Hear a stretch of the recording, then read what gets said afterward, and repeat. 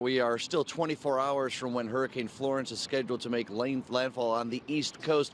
But of course, already people are gearing up to help. And I think that a lot of people immediately think of the Red Cross when they think of trying to help. And they've already sent about 15 volunteers ahead of the storm. And we're getting some early images from the Red Cross of those volunteers already preparing to act. They're going to do things like train in shelter management. They'll also be part of some early evacuation shelter efforts. And then disaster shelters, of course, in the heavy hit areas. The Red Cross responding to disasters across this country every 8 minutes. They respond to nearly 64,000. They are well trained at this. They know they have an extensive team that's able to help out in these big disaster emergencies, of course, providing shelter, water, health, basic services along the way to help people kind of make ends meet. Of course, many people on the East Coast will be left without power for days, maybe even weeks, and of course, without homes, without shelter, and that's really where the Red Cross comes in. And now a lot of people have been asking us, and imagine a lot of people want to be able to help out people on the East Coast, and the Red Cross is the best way to do that. So in just a little bit, we're going to be talking with folks from the disaster relief teams before they head out to the East Coast as they wait to see where the storm exactly hits. We're going to be chatting with them about how you're able to help, but they continually tell me that if you are looking to help, to head to the Red Cross's website, redcross.org. That's the best way to give some money. One of the best organizations in terms of bang for your buck, in terms of donating an average of 91 cents of every dollar spent on humanitarian service and programs that you're able to donate. Let's take a look at the current situation on the East Coast as we look at Emerald Isle, North Carolina. Predicted to be about 30 miles north of where the eye will eventually reach the coastline in about 24 hours or so from now, maybe a little bit sooner than that. Florence, as we've been talking about, downgraded to a Category 2 storm, but just because the wind speeds are down doesn't mean that it's affected anything in terms of the storm surge, the flooding risk, and the rainfall risk as the storm continues to slow down. Localized spots of 40 inches of rain are expected in some parts of the Carolinas, and we're talking about storm surges, including here at Emerald Isle, of up to 15 feet high. The storm surges as they make their way inland, and you can imagine as we get a couple different high tides through this storm system coming along, you're going to be seeing some very high and dangerous conditions. Obviously, a lot of people already evacuate out of the area, some people sticking around, but a lot of people have nowhere to go, and that's why the Red Cross and other areas are helping already, setting up shelters. Over 100,000 people are expected to need some emergency shelters. We don't have the numbers on last night, but already on Tuesday night, some 1,600 people were seeking shelters in these Red Cross facilities. So the Red Cross needs your help to be able to do their job. More than 1,500 Red Cross disaster workers already helping Hurricane Florence relief efforts.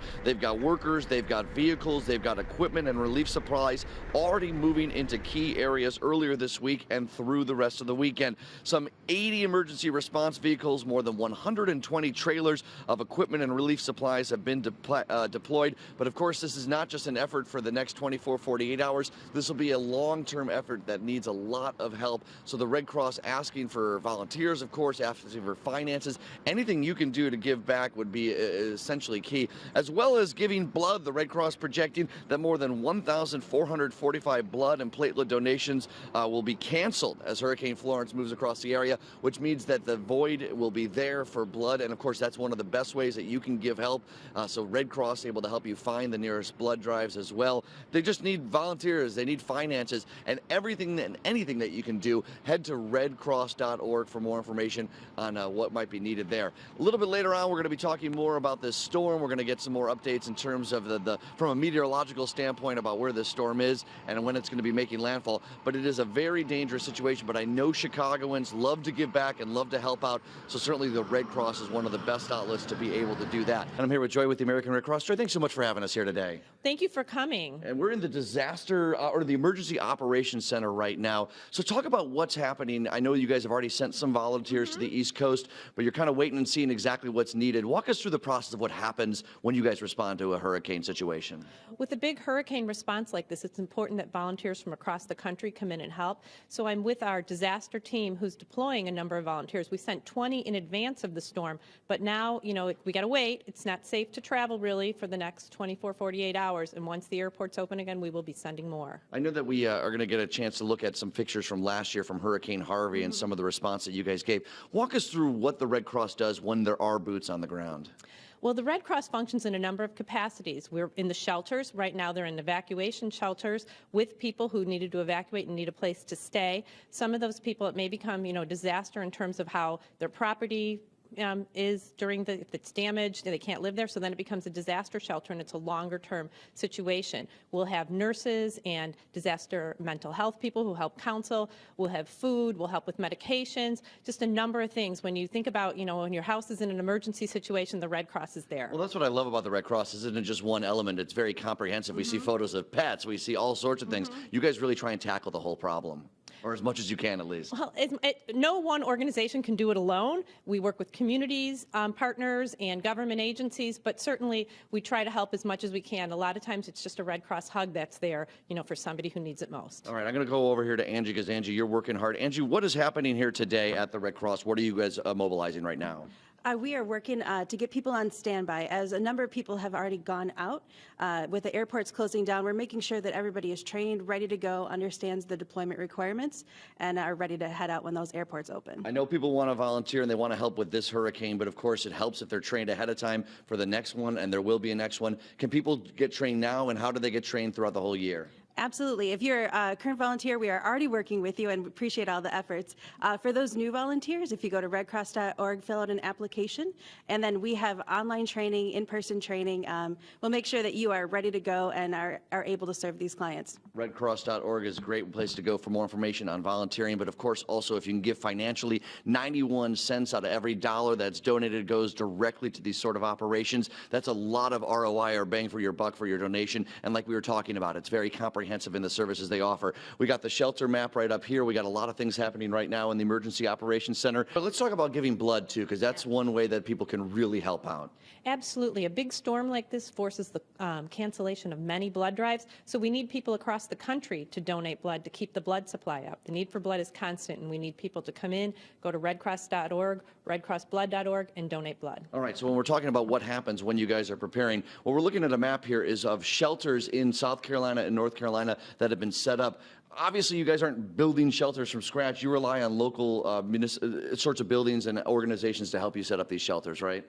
It's a community and government and humanitarian service agency lift. We work together. We're in schools, we're in convention centers, we're in churches. The shelters are, pre-planned, but we all partner together. A lot of people probably spend a couple days in these shelters, so obviously they need cots, they need those sorts of resources. Giving online or by simple text can help out, right? Absolutely. People can text the word Florence to 90999 to make a $10 donation to the Red Cross to help in Florence relief. That's absolutely great. Okay, let's talk to a former volunteer, now one of the staff members here. Ira, obviously you're busy at work here today. Walk us through, for someone that maybe has never volunteered for something this, you've done it. What sort of experience is that like? When you volunteer, you are able to go to the scene where people need help the most, and it's really just an honor to be able to go and help those that are displaced by disaster. I imagine it's fulfilling in a way, but obviously very emotional. You probably see some shocking stories. You were there with Hurricane Matthew, Superstorm Sandy. Walk us through, some of those emotions that you experience as you're helping people out. A lot of volunteers go, for Sandy, for an example, it was my hometown, New York. I was able to go and help people in apartments where they weren't able to receive food, and just to deliver food and the basic necessities it's what people need at that moment, their immediate needs. Yeah, absolutely. And guys, it's not, you need to volunteer. You can learn now to get trained to be volunteered for future disasters, of course. But if you can give money, redcross.org, 91 cents out of every dollar goes directly towards helping people in need and helping these operations, and it's just incredibly important for you to be able to give. And obviously, as Joy, you mentioned 90999. Did I add too many nines there, Joy, or did I get it right? 90999, text the word Florence, and you can make a $10 donation. That is important stuff. It's all about grassroots efforts, and we're all hoping to help out. Even though we're some 1,000 miles away here in Chicago, we certainly want to help those folks out on the East Coast.